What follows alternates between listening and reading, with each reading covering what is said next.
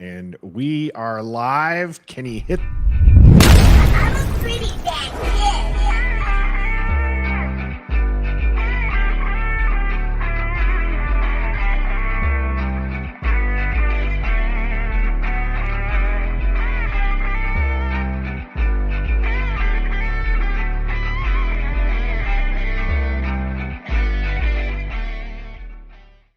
Greetings and welcome to Ref the District. I'm Nathan Perry. That's Trev. No stoner today. And we're allowing Trev to be the one to push the buttons. Yo, so I thought it was going to stay. I thought I had to hit high to make it go down, but it just goes down automatically. It just automatically in play. This Cool. is a good old live training session for Trev for good reason too. Stoner is out traveling this week. That's why he's not here. And next week it is a special show indeed. It will be the Trev show. He's going to be running it. I think we have a guest plan. Yeah, so we'll make sure all that gets announced and everything. But we're here on episode 122, and buckle up, Buttercups. We've got some good things to talk about here. The Commander's schedule was released last week, and we did a full video on it, but that was just the three of us talking and kind of just went through the records. We want to talk a little bit more about it and have your input, so be ready for that. We got Michael already in the chat, just wanting to skip another disappointing season. We'll get to that comment and all the rest of them as we go through here. And then during the game, we are going to be talking about that Emmanuel Forbes hype. Rookie camp is underway, and he's already breaking up passes. He's already intercepting a guy who's probably going to end up in the XFL by the season's end. So it's okay. It's the time to be excited. We're going to also talk about Eric Bieniemy's impact there in the game as well for camp. And then during the cool down, we have the Josh Harris priorities as we see them. What do we think that he should do in his kind of first 100 days as the owner of the Commanders, and where that should be? We put out a poll on our community page. Hopefully you've already gone and selected your option for that. But it was, would you rather, essentially, one or the other, stadium and RFK or the name change? So we'll go to that poll, see what you had to say for that one. So Trev, let's get this going. We'll work through some of those live things that we got for you. So we appreciate the patience as we do this. But good morning to Yam out there in Japan. We got, like I said, Michael in here as well. EP P4 in the house. Let's start here with the Commander schedule. Michael saying he just wants to skip another disappointing season already. Trev, you didn't think this was going to be a disappointing season. You thought this was going to be a banger, right? I think you had like 12 wins. I did. It's going to be exciting. At least it should be. I mean, Eric Bieniemy coming over to change the offense, bring some excitement, some explosion to the offense. Sam Howell, you know how that story goes. First round graded quarterback, stayed for his senior season. Fell all the way down to the fifth round. We grabbed him. Gets his first true NFL start as a quarterback one. So we'll see how that goes. He's got great weapons around him. Our defense, even though it kind of didn't look like it at some points during the game, end of the year, it's like top 5, top 7, maybe top 10 at least. So, I mean, why not be excited? New ownership's coming to town. So it might not be 12 wins, but it'll be exciting at least. Maybe 10 to 12 wins, hopefully. But at least it'll look like we belong on the NFL field instead of just on a JV field somewhere. So, yeah, I think that one of the things that's going to be interesting with the schedule is I don't know if you follow these kind of weird stats or whatnot, but there's like a net rest edges. Have you heard of this one? Never heard of that. So it's essentially like, you know how Washington tends to play teams that are coming off buys or mini buys and everything like that.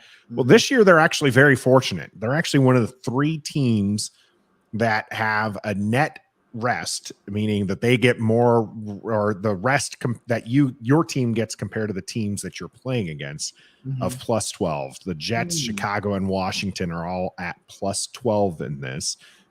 They only have one game that their opponent has one, that they're going to have one less day of rest than their opponent. Okay.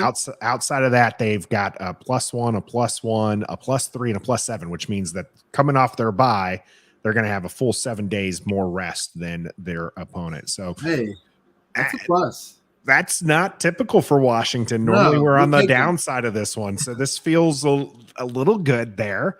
Yeah. That's some optimism.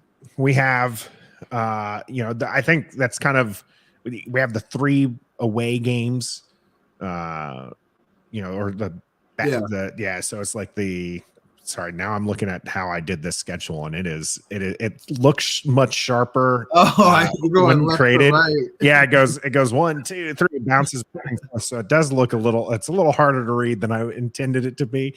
But yeah, I think for the most part that the schedule lines up should be somewhat favorable, even if it is, supposed to be one of the more harder schedules as far as, the opponents they were playing based on schedule from records last year. So we'll see how that all goes up. What do you think is the hardest stretch for Washington that they just have to persevere through, or if they get, we'll say a 3-game stretch here, that if they finish 2-1, you're really happy about? 3-game stretch. I'm gonna say the Patriots, Seahawks, Giants. That's a good one. That's a good one. And then right off the bat, week 2, week 3, week 4, you got Broncos with Sean Payton, Josh Allen. We all know that is. And then the Super Bowl participants of last year. So, and then if you want to even go after the bye, the Rams, the Jets, and the 49ers. Yeah, closing out strong is going to be something that they're going to need there with that 4-game stretch against the Rams, Jets, 49ers, and then Cowboys. Now, thankfully, those last 2 games, they're at home. Right. So hopefully there's a little bit of boost and some excitement. Maybe if they're in the playoff push, Dan Snyder sold the team. Like, I don't know about resting starters, Trev. I don't know if we're that good. Hey. I don't know if that's going to happen. but at least maybe have FedEx pumping with some excitement. Yeah. I like that you brought up that early game stretch, the second week 2, week 3, week 4, Broncos, Bills, and Eagles. I mean, these Broncos weren't exactly good last year, but you would expect Sean Payton and Russell Wilson, the pairing of that, to be a much better team. Right. And like I said, the Bills, are again Super Bowl darlings. People think that they'll at least be in contention, and then you have the Eagles coming off a Super Bowl loss. Yeah, that's a good one. Not only that, if they finish 2-1 in that 3-game stretch, that's impressive because 2 of those are away games. Yeah, exactly. So. Yeah, I liked the like your 9, 10, 11's good, but I would actually have just gone 8, 9. Yeah, after I said that, that's another. Yeah, Eagles at home, then the Patriots and Seahawks away. Yeah, that stretch right there, I think 2 away games, and Philadelphia as a part of that. You got Bill Belichick, and then the Seahawks at home, Seahawks in Seattle. That's a rough matchup there. Yeah. So I think that's going to be something for the team. If they can get through there, that would be great. Michael asking what idiot approved that schedule.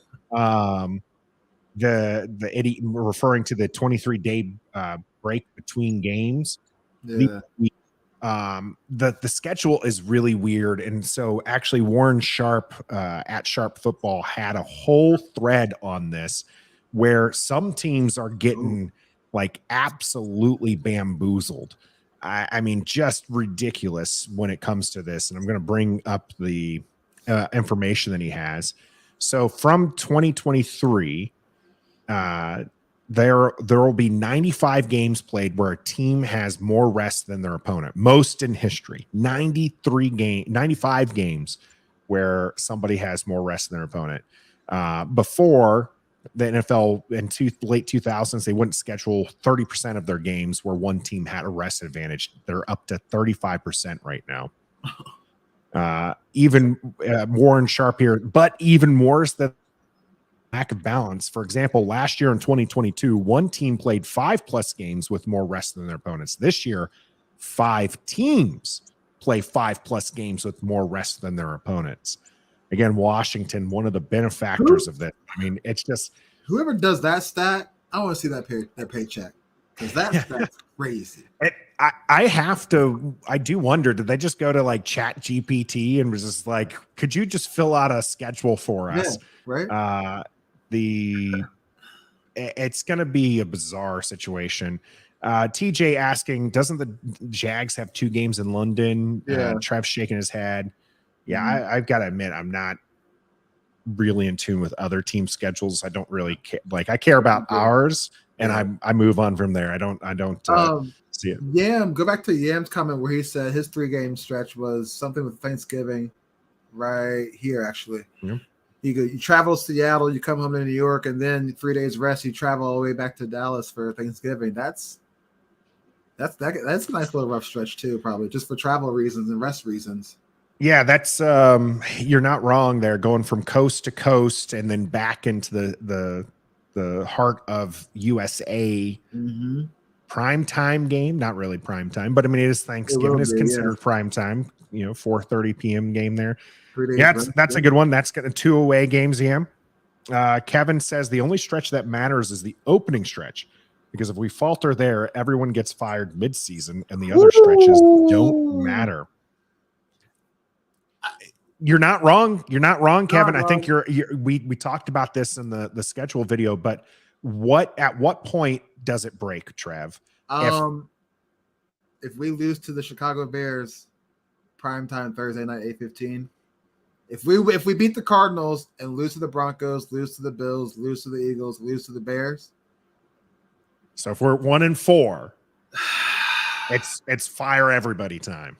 It's maybe let Ron Rivera go and promote within, not everybody, but maybe some coaching change will come if we start off 1-4 / maybe even 1-5, because we're in a win now mode. We went and got EB. We made some win now moves, and we're 1-5.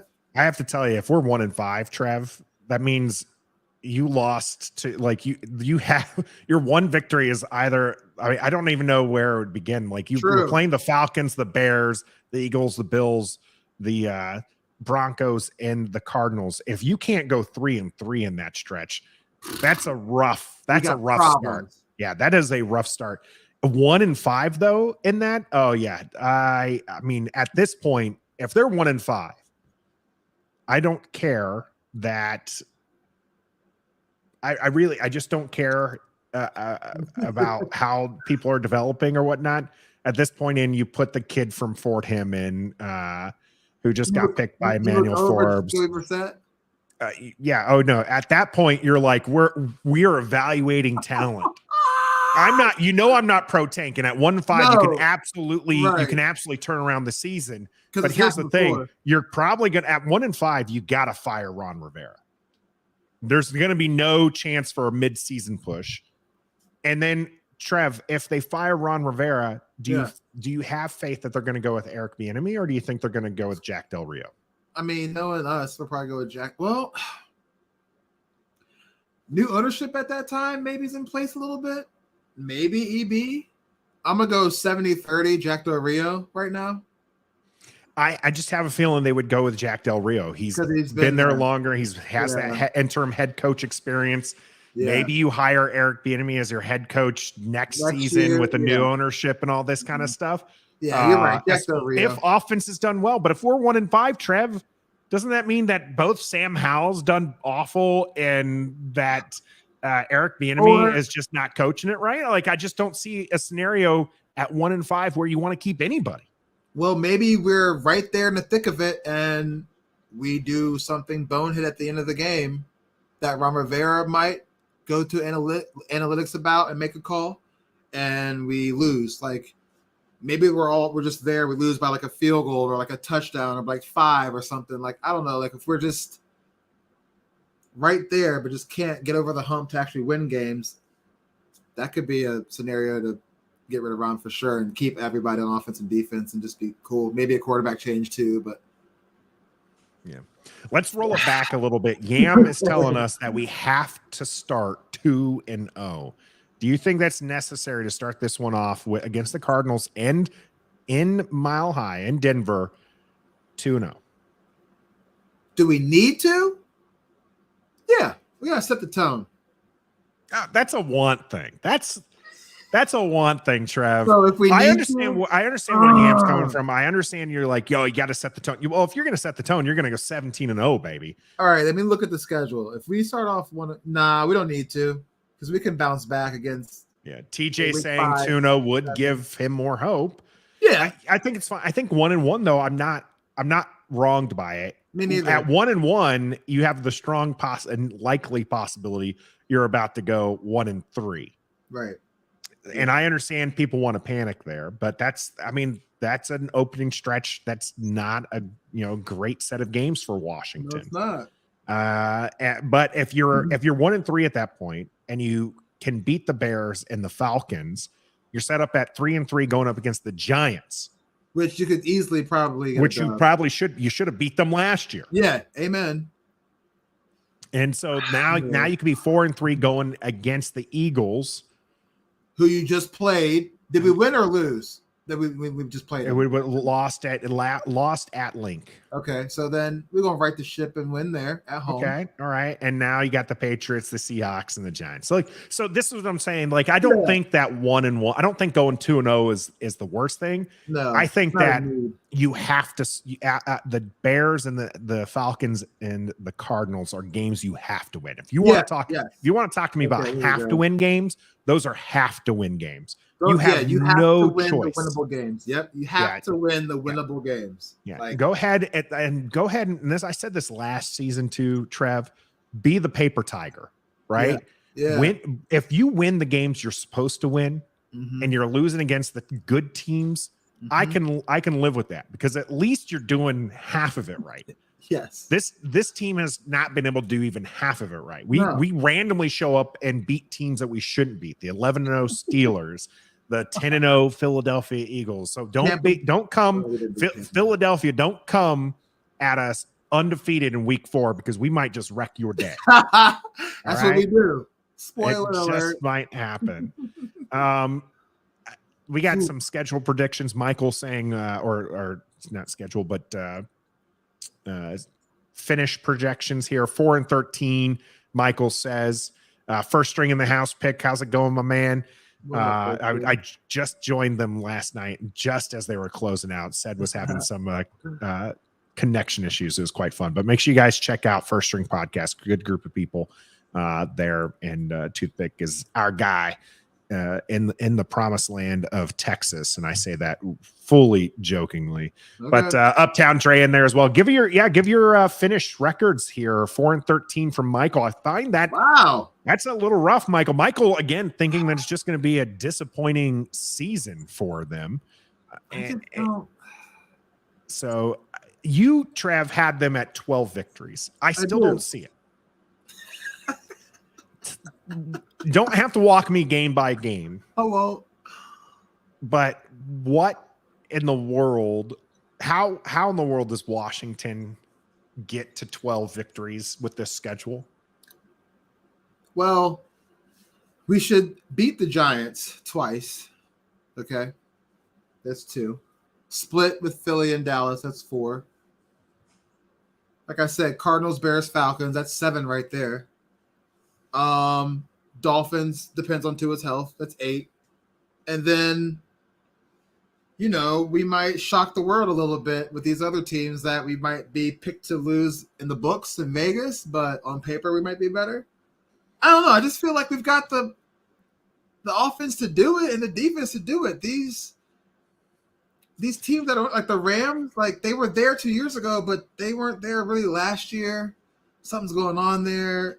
The Jets, you never know. We beat Aaron Rodgers before when he had good Packer teams. So we've beaten Aaron Rodgers at least 2 or 3 times. So that's the Jets might be the most overhyped team entering the season. So it's going to be interesting to see where they land. They've got a lot of hype going in there. Yam saying 7-10, first string saying 6-11. TJ, the first positive score here at 10-7. That's Okay. when I went down the list. I came up to 10-7. When I looked at it, just looking at it before we went game by game, I felt 9 wins was probably more appropriate. I can see another 8 wins with this kind of team. I just don't know, as much as I'm a howler and I'm a believer in him. Yeah. How much does EB change this offense for the better? I mean, it can't get much worse, right, Trev? No, right. I mean, no. Please do not make it get any worse. Oh, it's not going to be. If the defense, the defense has to play lights out. Yeah. They have zero excuses with as many first round picks as that are in this. Like all 4 starting defensive linemen. You got a second round of defensive lineman coming in there to spell. Darian Mathis is healthy. Yeah, I'm hyped for him. You got Emmanuel Forbes and Jamin Davis. Like you got 6 out of 11 guys, Trev, as number 1 picks. You can't if you were anything less than top 5 defense, fire Jack Del Rio. Amen. Like if you can't get it done with that, Amen. and don't tell me people are bust. Like I don't buy it. No. I do not buy it. You've got talent there, and they can't get there. And I am excited for some of these young guys and see what they can do and everything. But it's got to be a top 5 defense, which means the offense just. We're sounding like a broken record, Trev. But if the offense can just be like 15, just you win games. You're going to win a lot of games that way. I know. We're not asking Sam Howell to come out and ball out and be a Tom Brady or Aaron Rodgers. Just come out and manage the game and get the ball to your playmakers and let them do it. We got the playmakers to do it. And apparently EB's run the offense to get the ball out of the quarterback's hands real fast. We're going to definitely talk about some EB here in the game because that's right there. We're going to get some of these the rest of these schedule predictions. Clifton at 10-7, Bod at 8-1. Ron is an average coach without an All-Pro QB. Bro, if we tie again, if they tie the Giants again, I swear anybody fire him. Uptown Dre, yikes. 4-13. Ron will be out of here mid-season. 11-7. EB will scheme plays for our skilled players. Watch out for Gibson. Gibson got some love from Ron Rivera, so maybe. Michael says Sam Howell, who put up Carson Wentz-like numbers in his only NFL start, is going to take us to 10 to 12 wins. You're delusional, Michael says. Could be all about the numbers, bro. If he just gets the ball in the playmaker's hands, we'll be okay. See no one says 11-6, more defensive turnovers, more points on offense. That'd be glorious. 11-6 is I like that too. Kevin in the PRF. The only thing I can predict is it won't be in the middle. No 7, 8, or 9. Either offense falls into place and we're around 11, or the wheels fall off and we're talking GMs and head coaches at 5 wins. Okay. That's quite possible. I kind of agree with you there, Kevin. Like I do feel like this is going to be one of those. It's going to click or it's not going to click, and that's what I was just like. If it doesn't click, if you're 1-5, God, man, that's so bad. If you're 1-5 at that point, like everybody's got to go. You're promoting like the water boy to head coach to be like, nope, we just got to try it. Obviously, EB probably get a chance before the water boy, but yeah, Sam Howell's not going to be it, and Jacoby Brissett's a bridge quarterback at best. So at 1-5, I'm like, what are you going to do? We're not pro tanking here, no. But at 1-5, I mean, you have to start really evaluating. I mean, you're going to be trading pieces away at this point. Yeah, look at the Montez Sweat, Chase Young. Like you're gonna be giving up like Curtis Samuel. Like these are players that you're just gonna be like, yep, go ahead, Kendall Fuller. Like these are players like you're gonna be like, can you just give us, cookies for this guy? Because hopefully, like I can give cookies to the next guy to move up into the top of the draft. Yeah, they're gonna be. Yeah, I just 1-5 would be an abysmal start there. God, so we'll see. Command D's at 5-7. Code Talker at 10-7 because we get out coached. I think a lot of it's going to matter. It's going to change. TJ saying gives the final after the final preseason game. Yeah, we're going to keep this up. We're going to keep this conversation going because things are going to change as camp plays out. And you see some of the, we're all going to buy into the burgundy gold hype. We're all going to get Ashburned as we always do. Yeah. So we'll see how it goes as we get closer and a little bit more realistic expectation. Because right now it's just rookie minicamp. Yeah. And we just don't know what to expect outside of we're just so excited for football to be back. And we're hyped for Emmanuel Forbes having a good camp so far. And we're going to be talking about that here in the game.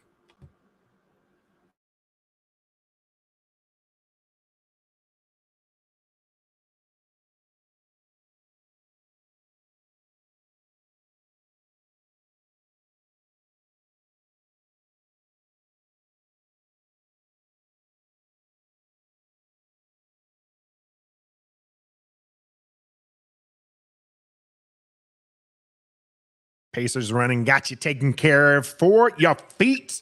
Make sure you head out there and take a look at them. Let's get this switched over to the game as we, Trev trying to help, and I'm messing it up.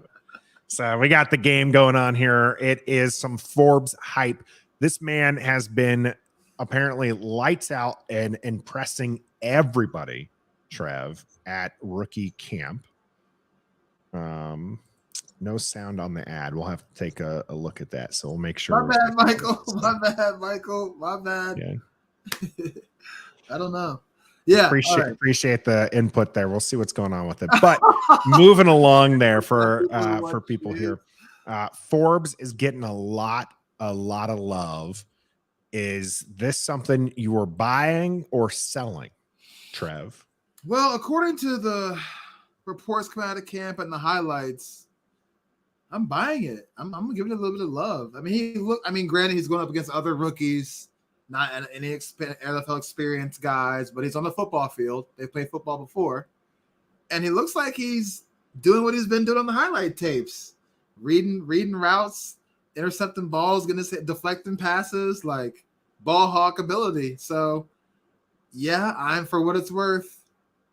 I'm not like hyped, but I'm a little excited. I like to see that something's getting, produced or brought out of rookie minicamp. This is what you want, and this. I know if Stoner is here, he would tell us the same thing. Is like your first rounder should be, popping on the field, right? I mean, again, this guy, he's intercepting passes from a guy who's going to be, as Stoner would say, bagging groceries, here in like a few months. And I get it.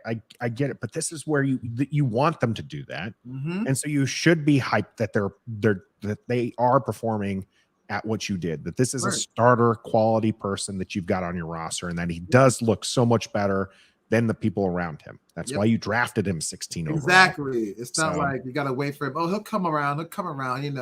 No, what you saw from the tape is right there from day one. He hit the field for the Commanders in the uniform. And it's like, okay, we picked him at 16. I see why. Yeah, bot agreeing with us. Forbes is supposed to smoke undrafted dudes. Michael saying, you want positive? Okay, I'll buy Forbes. He won't be Sauce Gardner, but he'll be good. That's fine. Sauce Gardner is going to be the lockdown corner for like the next 5 to 7 years that people just talk about ad nauseum about being the best corner. Okay. I don't know. I don't think Forbes is going to be that level, but if Forbes can be a guy that has been mentioned several times compared to a DRC, Dominique Rogers-Cromartie, I'm good with that. I'm good with that too. Be an impact player. Is what I want to see. So he doesn't have to be the lockdown corner, but if he can be an impact player, and that's what it's looking like he might be, Trev. They played him extensively at the slot. Exclusively, actually, is from my understanding, at the slot. And he shined. Yeah. I'll take that, because it seems like we don't have to bring somebody from the safety position down to play a slot corner, aka Bobby McCain. So anybody else who's done that too, it's like he's a natural born slot corner. So we got BSJ on the outside, Kendall Fuller on the outside. We have a solidified position on the inside for a slot corner, and I like that. So it's good to see.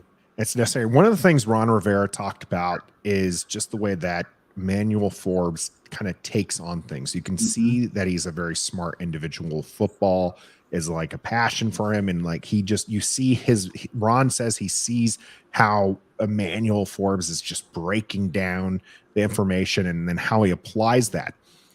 Specifically talked about how, he played a hinge route, so he can get the ball high, he could get the ball low, he can get the ball if it's on the outside. The ball went high and he was able to break on it and break up the pass. And so hopefully this translates, all the skill translates to when we get to regular mini camp and he's playing against starters. Yes. And not some of these undrafted free agents. So Washington did bring on a whole slew of people here. The Commanders invited 35 players to try out at their rookie mini camp. So they had 7 draft picks, Trev. Yeah. 12 undrafted free agents, and then 35 players come here to work out. Some of these players from HBCUs, which was kind of neat to see. Bowie State had a few representatives there. One of them, though, was Jadakiss Bonds from Hampton University. Yeah. Jadakiss, 6'4" wide receiver, a little bit on the taller end, especially compared to the rest of our wide receivers. Apparently having a good couple practice sessions underneath his belt. Any love for the Hampton wide receiver? Yeah, I'll take him. We don't have a big body receiver like that. Like I said before in previous shows, Terry McLaurin is our 50-50 ball catcher guy, and he is barely 6 feet or just above 6 feet. So it'd be nice to have a nice, tall red zone target down there outside of the tight end position. So if he's having a good camp, give him a shot. Yeah, there's another wide receiver that was making a little bit of noise there, 6'6". I'm trying to bring up the name off my head. The Jalen Sample, yeah. Oh, okay. So is the one there. So 6'6", maybe. Sure. Again, this is just you gotta replace, like you said, Cam Sims. So maybe you're gonna take either one of these guys, developmental guys. Yes, Stoner, when you rewatch this, you get mad at us for talking about the 6th or 7th guy on the roster. This is who's working out right now. So we know who's going to be there. We have another one that actually might just break the roster as a return guy, and that's Kashmir Allen getting actual special love from Ron Rivera as well when asked about the return game. Do you think Kashmir Allen can break the roster, Trev? Yeah, I do think so. I saw where they let go of Alex Erickson, I believe, and somebody else to make some room. So he was our quote-unquote return guy. Dax Milne with the receivers that left looks like he might stay on as an actual receiver and give up his special teams duties. This guy from UCLA did it in college. He's lightning fast, sideline to sideline speed. So, yeah, I think he has a real shot of being wide receiver 6 or 7, depending what they do this year, as our kick returner and punt returner. Yeah, that's going to be a battle I'm interested in. Kashmir Allen seems fast. And if Ron Rivera is talking about him now, you got to think that he gets special consideration for that. Yeah. It looks like some people are still talking about Forbes in our chat here, so I just wanted to kind of talk a little bit on this.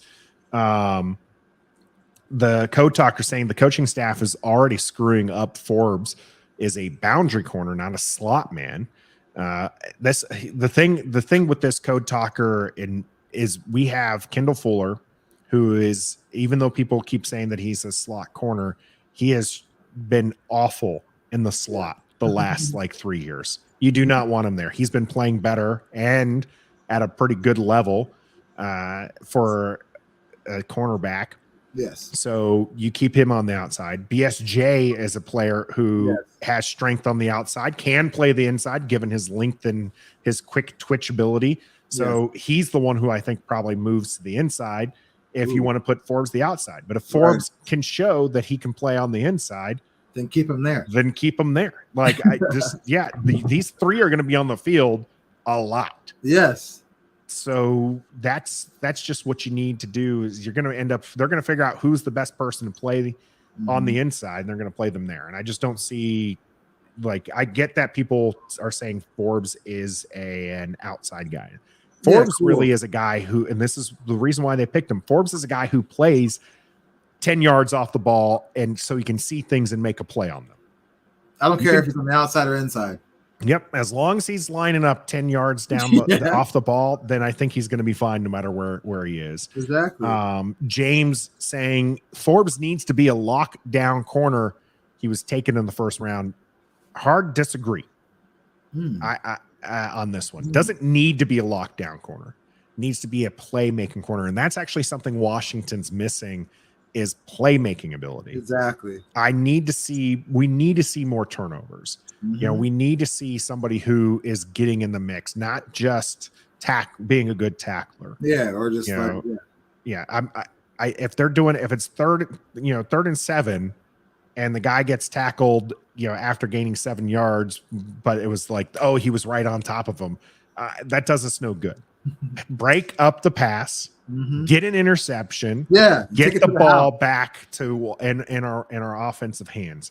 And that's what Emmanuel Forbes was drafted for. And that's what I think your first round rookie cornerback needs to be. So not necessarily a lockdown corner. I don't need a Sauce Gardner. In fact, I think if you're expecting a lockdown corner in the first round from a lot of these cornerbacks, then you're going to be disappointed. I just don't think that it happens. Look at Detroit just recently having to give up their guy who they grabbed 3rd overall not too long ago. So Jeff Okudah. Yeah. So it's just one of those things. You just got to be a playmaker.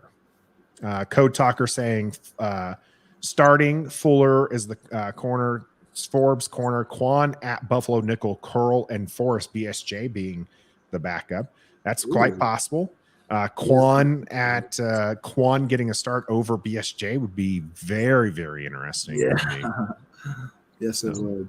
HT, giving myself a little pat on the back. Thanks, HT, for that. Thanks for joining us tonight. RR talked about needing a playmaker, and we often hear how our current DBs can't make turnovers. Yeah, our current guys are good. Not great, good. But their strength is just being able to tackle. Yeah, like when people talk about our defense, they don't mention a thing about the secondary. They only say off defensive line. This year, we need to have the secondary mentioned, and I think Forbes will do that. But yeah, the ones we have now, it's just like you said, they're good. They'll make plays. We get a lot of gimme plays in the secondary. The Defoe interceptions were pretty much just lollipops that he was right there at right time. But nobody's ever actually ball hawking, going to get the jumping a route, PBUs. It's all just happened to be tip pass happened to be there. Great. So yeah, we need to be mentioned secondary when you mention defense, not just defensive line. So yeah. And honestly, with the defensive line that Washington has, the cornerback should be feasting, right? Because the opposing QB should be rushed into a throw, and our cornerback should be feasting on that. But we'll see how it all plays out. I'm very interested as it goes further to see how that's going to go there and what's going to line up. Bod saying Fuller's cooked June 1st. I don't think that's going to happen. I don't think it's that. No, me neither. The reason, at least not June 1st. Right. I'm not saying he can't be cut before the 53. Right. All right. That I'm going to leave open. And the reason for that is at this point, you don't know what you have, right? Get through minicamp. Get closer to those preseason games. And if you see and like what you've got in these young corners, then and you can save some money, cutting Fuller, in August is no different than cutting him 1 June. But you don't know. My argument is you need to have 5 good guys, right? If 4 good guys is realistically what you need. If you have to go down to your 4th guy because you're starting 3 essentially at all times, this is a passing league, then I'm way happy with Fuller, BSJ, and Forbes being 1 through 3, and the 4th guy being either Quan or somebody who's emerged, right? But now if I get rid of Fuller, I'm going down to Danny Johnson or Wild Goose or one of these guys who you don't want to see get the field, right? So that's so I'm not I'm not for cutting Fuller, but if one of these young guys show up, maybe Danny Johnson comes back and he just turns into something that we haven't seen in the last like 4 years. Yeah. Okay, fine. Then save yourself $8 million. Right. But I just don't think that's smart business. It's a passing league. You just, as Michael says, you can never have too many DBs there. No. So Kevin saying the only way Fuller's gone is if someone like Copeland outplays him in camp. Exactly. That's exactly. So we'll see. Percy Command D saying hopefully Percy steps up his game. Percy's in a numbers crunch as well. So if Quan Martin is the McCain replacement, you've got Cam Curl, you've got Defoe. Like where is Percy getting into playing time? I'm not necessarily expecting too much from Percy Butler because he's a 4th round rookie, fourth rounder, second year. So it's going to be interesting. They did bring in a Bowie State safety, so so I like seeing some of these HBCU guys get some love, and there's been talent in the HBCUs that gets overlooked because they don't necessarily play against the bigger team. So I always think that there might be a diamond in the rough there, and we'll see how it goes out. DJ or KJ Henry is getting some love for how quick he is. Hard to evaluate line play when they're running around with only helmets and t-shirts, but yes, against so but a quickness is nice. A first step, it can be very effective for your defensive ends, but like we said, they're going up against it's not exactly the full on pads and stuff like that, but it's good to see. True.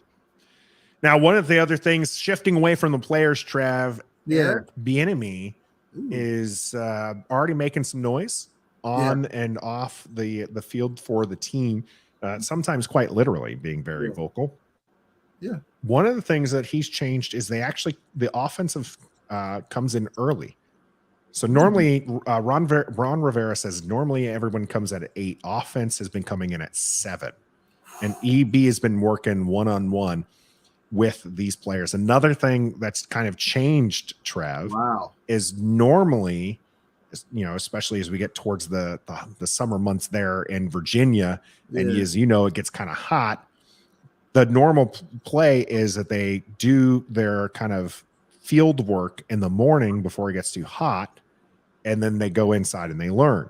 Well, right now, and through some of the workouts that they've had, EB's been pushing for them to do their study and learning the concepts and everything, and then going and applying them on the field later that afternoon. Okay. How hyped are you for EB in this offense? Dude, see, that's what I'm talking about right there. Little things like that, little details like that make a huge difference, and people just want to overlook it. I'm hyped to hear that. That's the first time I'm hearing about it through you, so you're breaking that news to me. I never saw that or heard that anywhere. I'm fired up about that. If it's too hot, go get some more water. Put a towel around your head. Okay? I'm ready. That fires me up, man. I'm fired up. If it really does become an issue, that's why they have the bubble. Like, exactly. I mean, there's ways around it. That's what you can do. But that makes sense too. To me, it does. I've literally in my career have been an instructor. I've had to teach, and you always you don't be like, hey, remember that thing we did yesterday? Well, we're going to do it now, and then we're going to go there. So talk about it. No. So and he's working one-on-one. Man, that to me is key. Is that he's going one-on-one. He's working a lot with QBs too. So this is something that I think that is going to benefit any which of our QBs is starting, whether or not you're with me and Howland. I am. Or if you're Jacoby Brissett holding down building the bridge for the next QB. To be quite honest. You're mad at Jacoby Brissett? Yeah, well, because we gave that man starter money for 1 year to be a backup. It's QB money. Yeah, I know, but we could have, I don't know. It's QB money. QB, it's like funny money, man. I'm really nervous that Jacoby's going to be week 1 starter, and I don't want that to happen. Ooh, Starface, over under 80% EB is going to be the head coach in 2024. Yes, no doubt. This is his. You're gonna go over the 80. He's at JV right now. He'll make varsity next year. I have to say that this is one of those things that, I mean, if he can make Sam Howell, second-year player, bro, look anywhere near good. One, you got to sign Sam Howell long-term right then and there, probably. And you probably promote. You cannot risk losing EB if he turns this offense into what? What would you say, Trev? Top 5? Obviously, if he's top 5, you lock him in long-term somehow. Yeah. Top 10, though? Yeah. How about top 15? What if they were just like a good offense? Yeah, that's where it gets tricky. That's where it gets tricky, right? Because now you're like, well, you probably let him get loose. And the new owner, Josh Harris, is going to have some say there and what goes. But this really is a trial period for EB.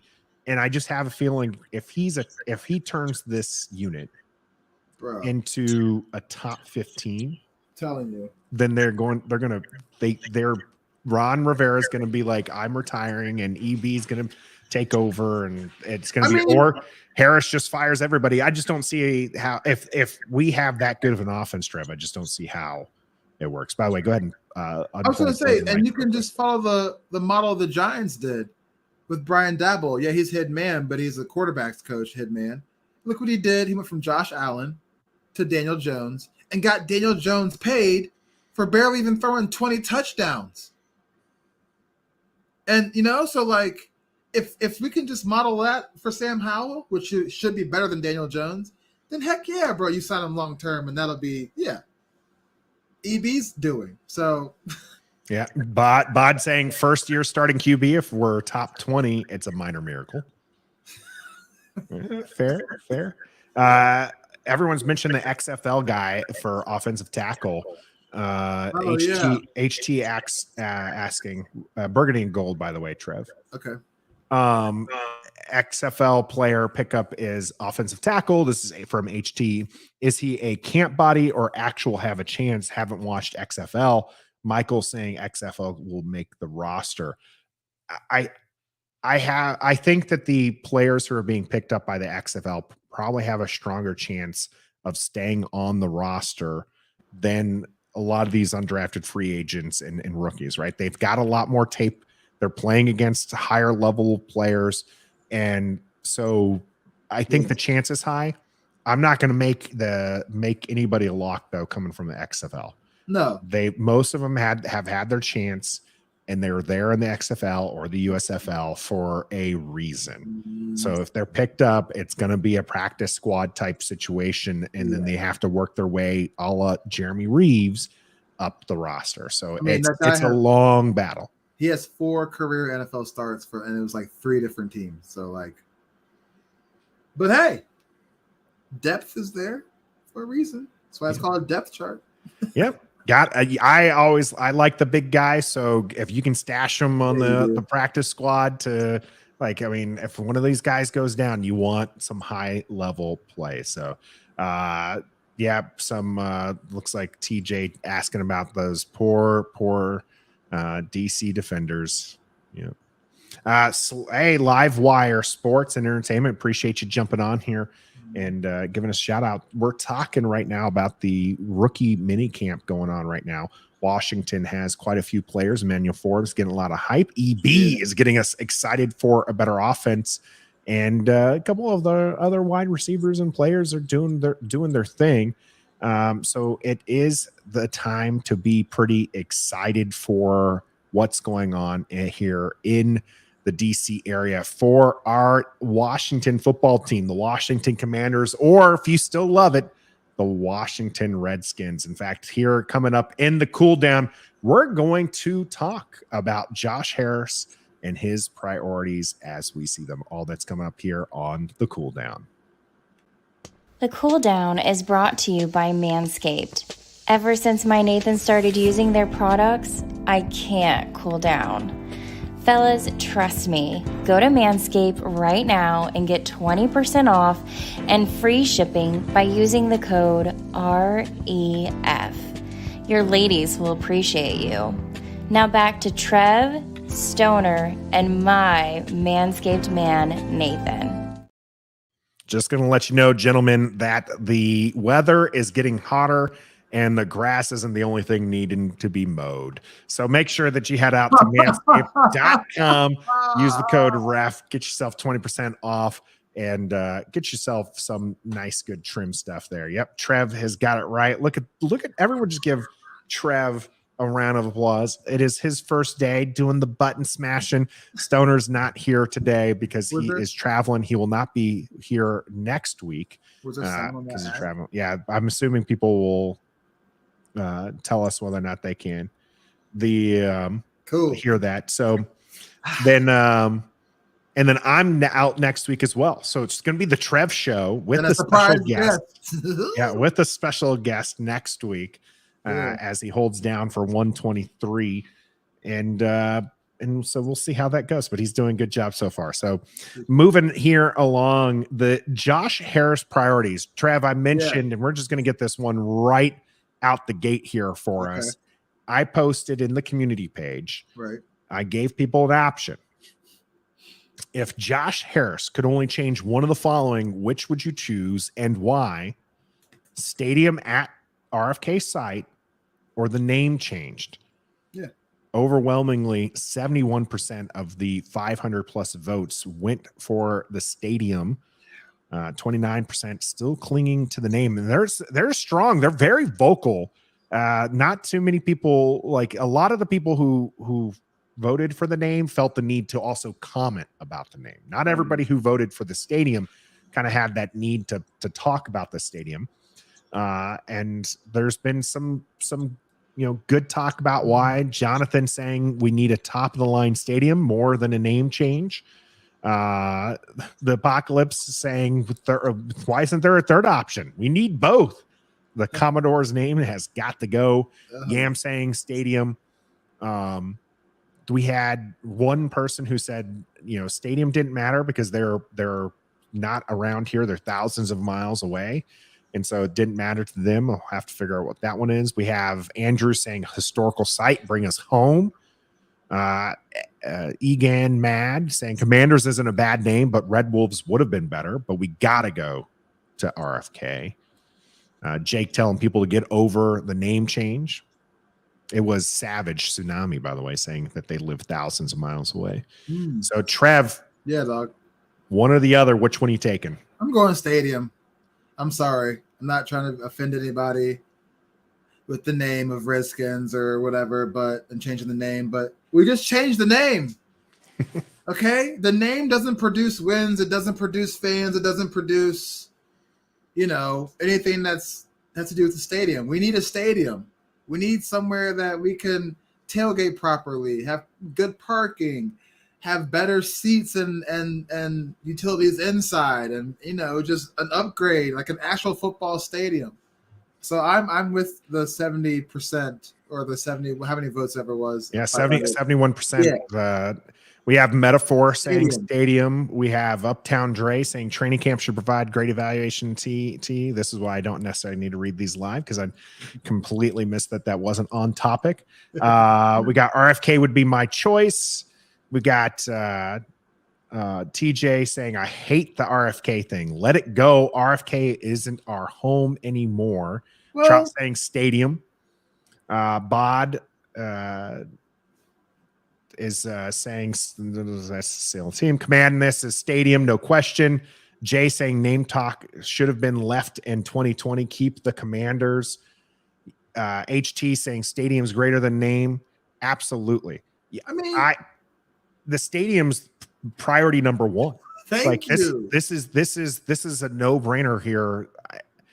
One, Trev, I've been very vocal about not giving a darn about. Let me. I got the beep button here. Not giving a about the name change. Okay. Amen. I just don't. I didn't care about it before. Me neither. So I grew up a Redskins fan. I get the love for it. Same. But the name's gone and it's not coming back. Money has determined that it's just not going to come back. Sorry. Right? So maybe your people are fans of the Red Wolves. When they moved to Washington football team, it was whatever. They're like, it's a holdover. Some people started loving it. That's great.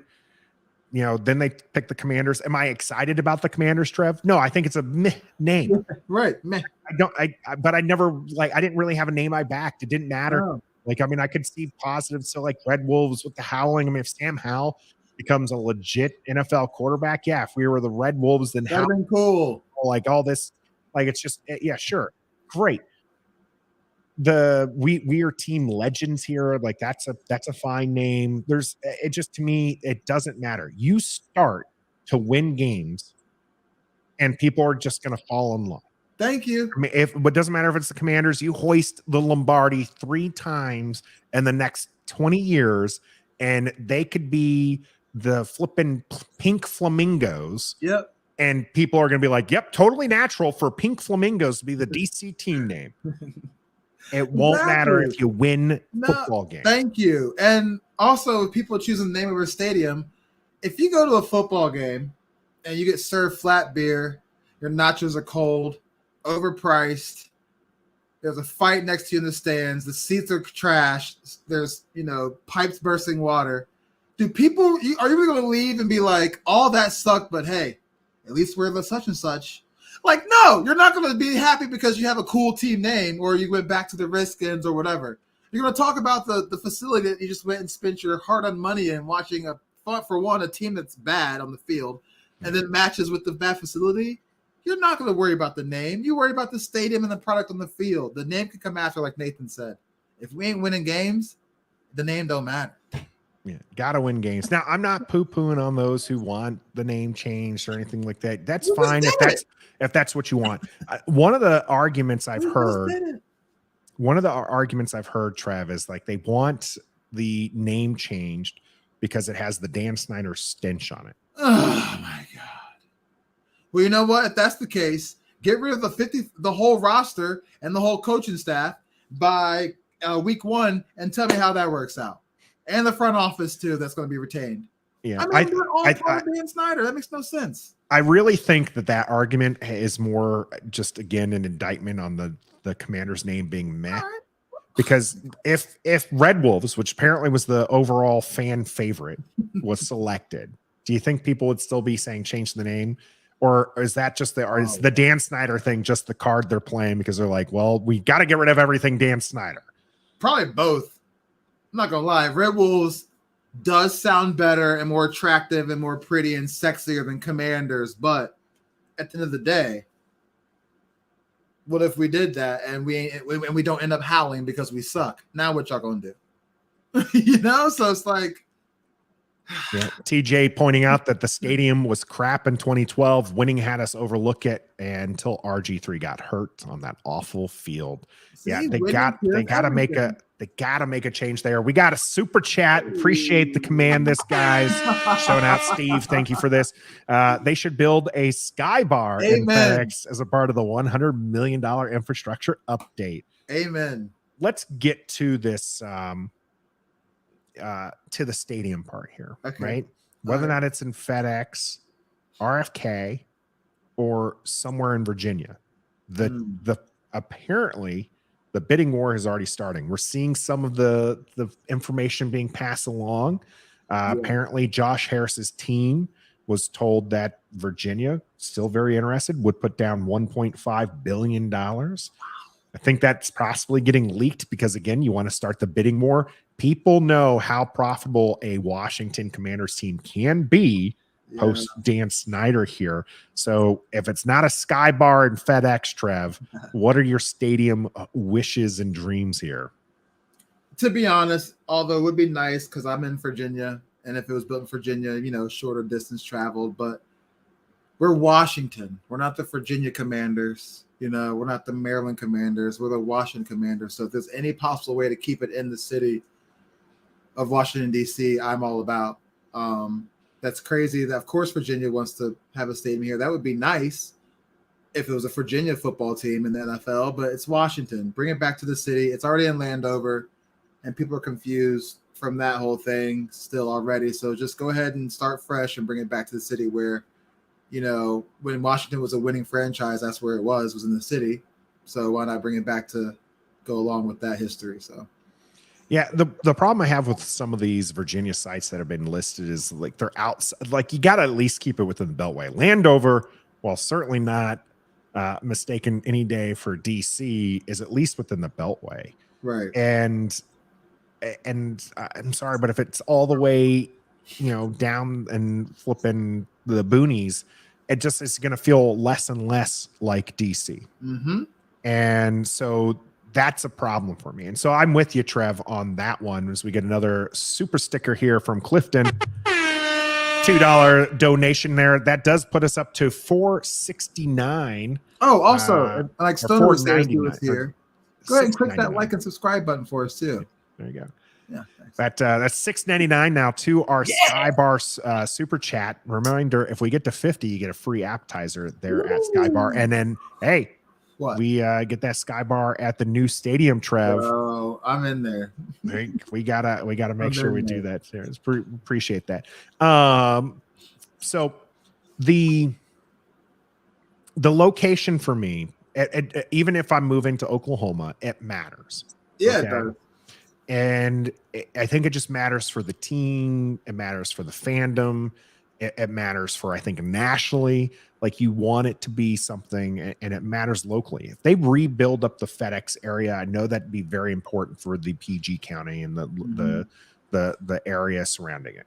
Yeah, totally would understand keeping it that way. I would prefer it back at the RFK site. There's a lot of complications for that, but again, they're bringing in Rails, who is a DC guy, works with a lot of politicians in the DC area, trying to grease those skids a little bit to make sure it's a little bit easier to get into DC. Maybe it's not RFK. Maybe it's one of these other locations that people have talked about within the DC area. But if it just has to be within, to me, within DC, or at least close enough. National Harbor is a Maryland site. Right. That I would absolutely go for, because you literally can see the National Mall down the Potomac there. So like that one's fair. And again, it's right there with 495. So it's still, I mean, it's close enough. Transportation for that one's going to be a little rough until the subway, till the metro gets built out and you have a National Harbor stop.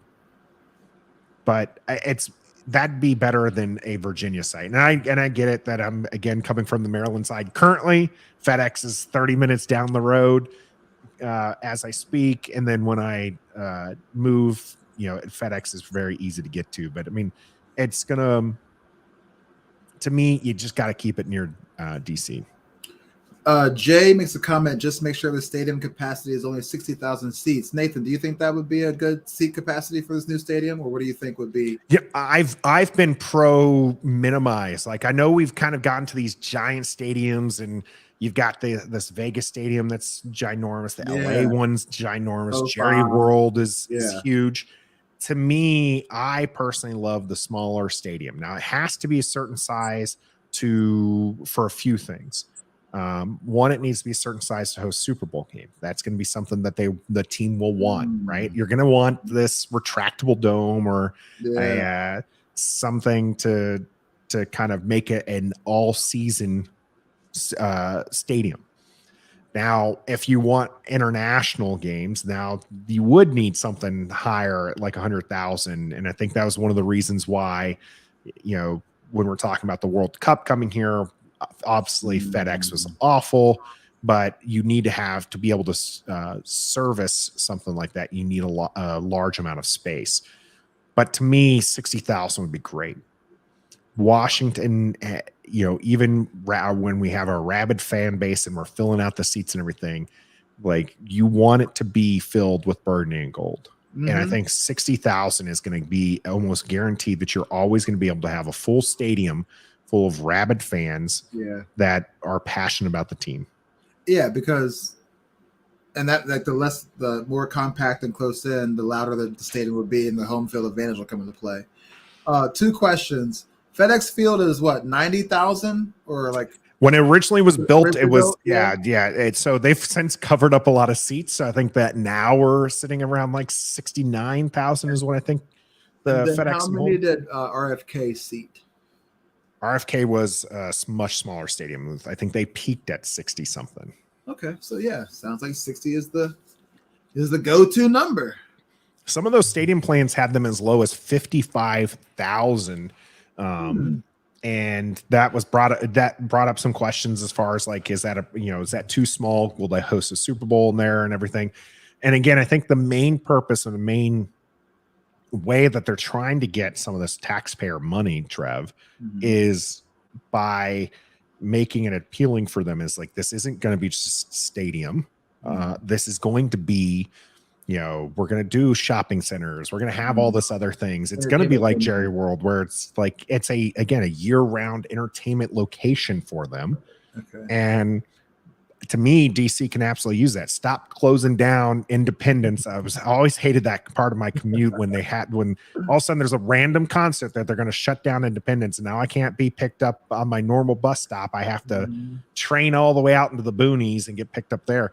Jeez. So give DC something like that where they can host these big events and be proud of it and have something that's closer and brings. DC is already a touristy area with the National Mall. Now you can bring in even bigger names and bigger things and keep them close. So I'm with that. I think we're in agreement, Trev. Yeah. Stadium priority number one. Yes. One of the things kind of talked about today is that a stadium deal could potentially not be done until 2031. Yeah, I saw that. Yeah, lease is up in 27 for FedEx Field. They could extend for 4 years. If they don't extend and play at FedEx for those 4 years, where would you like to see the team play? Oh man. So if the lease runs out and we can't play at FedEx anymore, you said? Yeah, I'm saying FedEx, the lease runs out and FedEx isn't an option. Where would you like to see the team play? Oh man. Can't go to Audi Field because that's like 10 people in that stadium. Man, that's tough. You got to keep it kind of close because, you're Washington. What's close by that we could possibly like? Are you going to play in Baltimore? Nah, they wouldn't. They couldn't share with Baltimore, could they?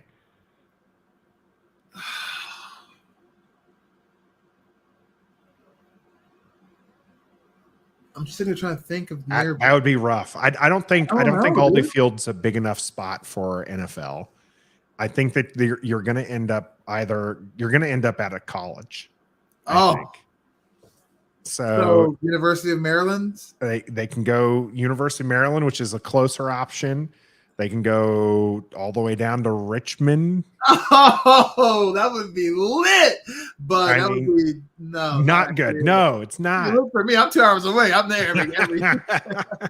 So it's just going to be interesting. Hopefully, they'll be able to, even if 2031 is legit, which for something this big, we're in 2023 right now. It's going to take a couple years to get finalized. It's then going to take JMU. Howard University Field. Yeah. Or Georgetown. Do they have football? All too small. Maryland's probably makes the most sense because they're close by and it's a Big Ten stadium. Dang, that would be tough. Hey, but if we win in games, I don't care where we play. Yeah, Steve agreeing with me as well. University of Maryland, College Park. That's probably to me is if I would put money down, I'd be on College Park. So MetLife Stadium, yeah. Harris trying to save commuting from his 76ers and his New Jersey Devils. We played the link. Oof, we'd sooner play in Baltimore. So that one was pretty interesting to me to know that we're that far out from a stadium, which again, it makes sense. You're talking 2-3 years before, like, even if they start immediately, the Harris group starts working immediately with players. And apparently Magic Johnson's already been talking with Maryland's governor. And so, you're talking probably 2 years before something's finalized. And then a big project like that, you're probably taking 3 years to fully build this out. So, that's 5 years away, 2028 at the earliest. So, hey, we took 30 years to get a new owner, so I'll wait for the new stadium. Where's my Hollywood?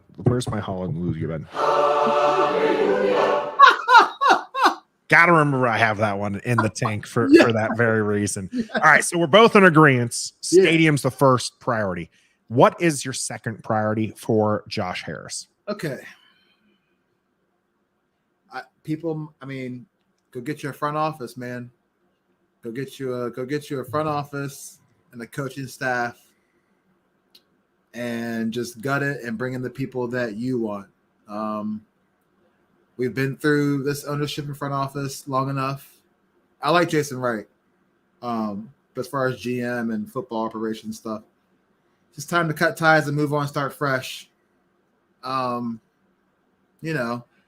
He's about his business. We can tell. I'm not trying to transition from this, but we just saw Doc Rivers in Philadelphia. I mean, you can only do so much until you get canned. So Ron Rivera has only done so much. He didn't hire Ron Rivera. He didn't hire anybody on the coaching staff or front office. So thanks for your service. Appreciate your time. But I think that's his next priority, is just go ahead and establish that right. Clean house. Yeah, man. Just wow. You're not the only one there. HT saying a front office change. Bod saying fire the 0-16 GM reject that we took from the Lions. Michael saying should be the first priority. You want to wait 5 years to address that? No. This is all things that he should be addressing right away. Oh yeah.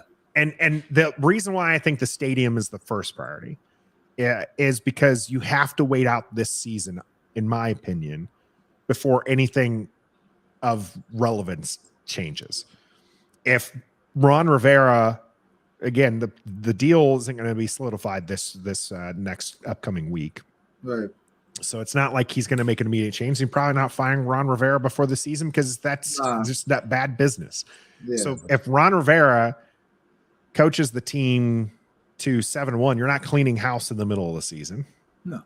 I know that's far-fetched, folks. Don't get on me. I'm just throwing it out there. But you're going to wait to the end of the season. Yeah. And Trev, I'm 100% with you. Even if Ron Rivera gets to the playoffs and we're one and done in the playoffs, I think you just axe them. You just be like, okay, let's part ways. And if they're in the postseason because of the offense, then you can just promote EB. Exactly. Amen. Go get your guys. Go get winning football back here in DC. Yep. And if anyone wants to tell me that should be the first priority, like Michael, absolutely. I great. You want winning football back here in DC. Only reason why I'm putting the stadium above it is because it's something that needs to be addressed now to be a reality as close to the end of the FedEx era as possible. Yeah, and I think the only way this front office survives anybody out and along with Ron Rivera is if we win the Super Bowl, or at least we maybe even go. But like you said, even if we make the postseason and exit after round 1, maybe even round 2, he still might be out of there. I mean, you know what I'm saying? So that's the only way they stay, is if we make it and win the Super Bowl. But anything before that, I'm sorry. I'll be happy. We made the playoffs. Thank you very much, Ron. You built the team to get to us to the playoffs this year. But now it's time to bring in somebody who can take us further on, because, that's just what it is. You understand? Yeah, I think that whether or not it means stripping us down to the bare bones on the front office and the coaching staff, or keeping certain pieces, that's all going to be something that has to be looked at. Mm-hmm. And a lot of that's going to have to be determined by the season. I mean, if Ron Rivera takes the team to the Super Bowl, then he might be staying. Then he's probably staying. Unless they absolutely look awful in the Super Bowl. But then again, you just led the team to the Super Bowl, which is hard enough as it is. Mm-hmm. So I think that cleaning house maybe not the right answer immediately. And as Gregory points out, it's too late again to can everybody and do all this. It's first. Corey saying Ron has gone playoffs or not. He's gone if they're one and done in the playoffs, in my opinion. You're good with cleaning house and bringing in your people. Yeah. But this first year is just going to be about him just settling into the franchise, getting his feet wet, getting his ducks in a row. EB's gonna have to wow that one-on-one interview because then that's gonna be like, okay, regardless of how the season goes, you're gonna be my head coach next year. It's gonna be that kind of situation. That's what we'll look forward to is after the season. I agree with you.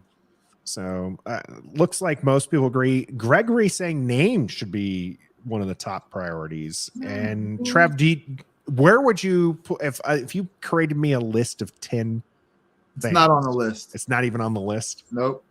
Me personally, like you said, I just don't care. Like whatever the name is I'm thankful that they've kept the burgundy and gold. Yes. And keep the burgundy and gold. If you change the name, if you keep changing in Washington and like keep the team in Washington, keep burgundy and gold. I don't care what the rest of the name is. I'm going to adapt. I learned how to say Washington football team. I learned how to say Washington Commanders. I'm not in love with the Commanders name. I think there's plenty of problems with it. So if they rebranded, okay, cool. Don't drag me through another process for the love of God. Yes. Please do not do that. I don't want to. I can't do it, Trev. I just can't. Me neither, bro. I will not participate. I can't. I can't.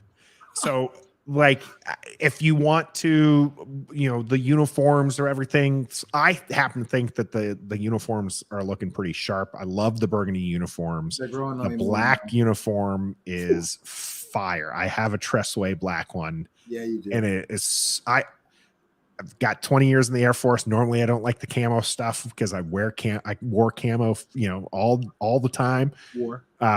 War. As Steve pointed out, I'm not quite a full civilian. I'm on my leave period before officially being retired. But the black the lightness of the camo is just it looks good. It looks good. A lot of people don't like the white ones, Trev. Oh well. If we 10-0 and then white ones, they're gonna love them. I like the white out aspect of it. And I think that in that regard, a lot of people don't like the black, but I think the black has to be a part of it because I think to have the full black uniforms, it has to be somewhere on your own uniform. So that's why it's there. But anyways, the white, I like that the color is so limited on those because that way when you do a white out, it's a white out. Yes. So and we were we winning games in the white uniforms at one point? It was like a streak, like, hey, we're gonna wear white again. Yeah, hey, we're home. So Jay's order is black unis, white unis, burgundy unis. Mine is probably reverse that, but I like. Oh no, I'd probably go burgundy, black, and then white. But you think we'll see any color combinations? I think that there's already been talked about a fourth one that's coming out sometime. Oh boy. And so maybe that's when we'll see, as Vanguardian wants, the gold pants.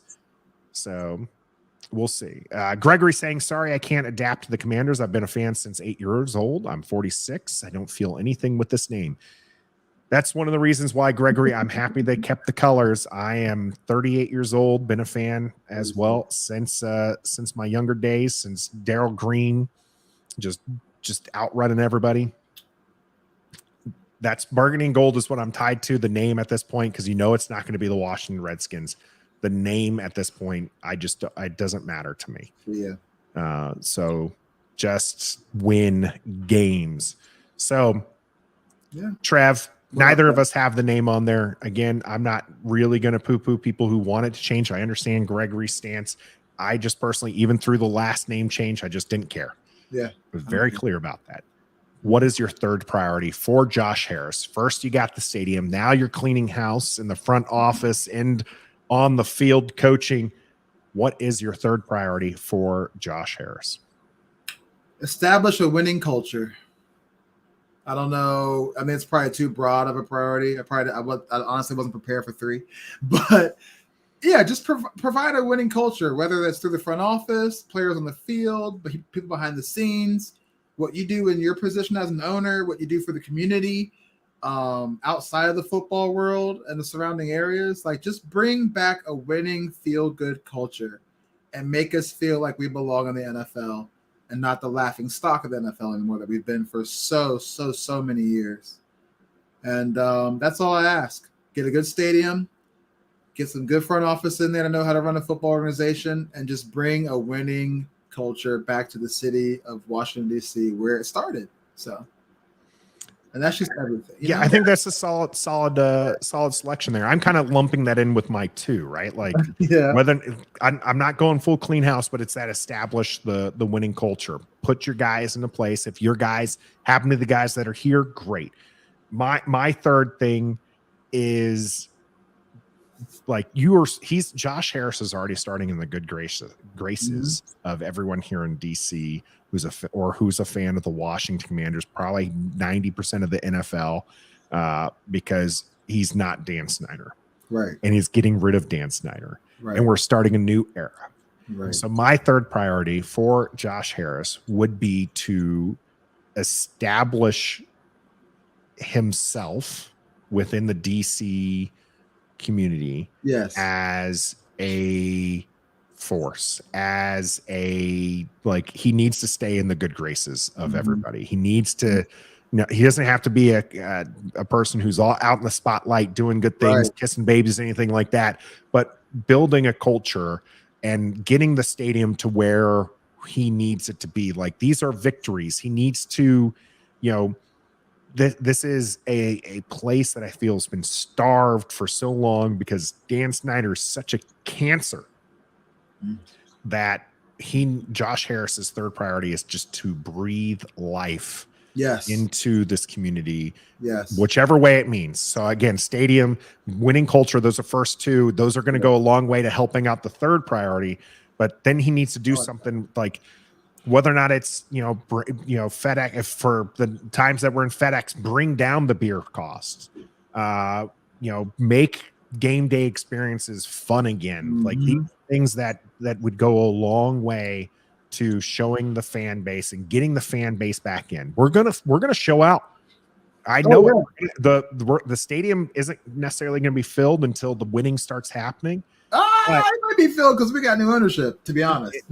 That's going to last, honestly, Trev, if we're 1-5 or 1-4, like you said, like at the beginning here when we talked about the schedule, that's going to wear off real quick. All right. September 10th, I expect things are going to be popping because everyone's going to be happy that Dan Snyder's gone. Totally understandable. After that, you win that first game, Arizona, and then you lose the next 4 to include against Chicago. Yeah, you're not going to see a full stadium until things turn around. So you got to win to turn it around, but do things to bring us back. Have those things like, changing costs, making things more reasonable, get us back into the stadium and get people back in love with this team that we so care about, that we've been doing a sports cast for 122 episodes. Exactly. Yeah, exactly. I agree. I like those top 3 you have, Nathan. Yeah, those are good. I appreciate it. Roger's saying stadiums last on the list. Win some darn games, fix this mid roster, and get better players. Period. Point blank. Yeah, I had that as number 2, and Trev had that as, I think, number 3. Yeah. Winning. When did you have? Bring winning culture to the stadium. Winning culture. Yeah, absolutely. Gotta win the field. The only reason why stadium's number 1 priority again for me is because it's something that you have to start working immediately. Like you got to start working it immediately. There's no choice. The season is already started. Camp is underway. We're gonna have actual camp starting next week, and Trev is gonna be the lone wolf. Give you a little howl there for you next week, as both myself and Stoner will be out. Trev will have a special guest, more on that as the show comes. We're streamed live every Wednesday here on YouTube, Facebook, and Twitter. And we appreciate everybody jumping in the chat, giving us a little bit of love there. Make sure that you hit that like button if you haven't already. We've had more than 50 here watching. We appreciate that. Make sure those numbers match what we got on there. And we've had a good time talking about that Commander schedule. We've hyped about Emmanuel Forbes, and we talked about the Harris priorities. So we appreciate everyone jumping around and jumping in here. Thanks, HT, Michael, Rogers, Uptown Dre, Yam coming back into here. We had ProCAD, actually. You did ask how I think he popped in, or they popped in and asked about the the 1/4 uniform. Yeah, there's supposed to be like a fan uniform or something that's happening. So we appreciate you, ProCat, jumping in here. TJ, Outlaw King, Polly in the house, Eric as well, Bod, Starface, Metaphor, Jay, all these people. We appreciate you jumping in the chat. And I tell you what, until next time, Don't let me push buttons. be a fan.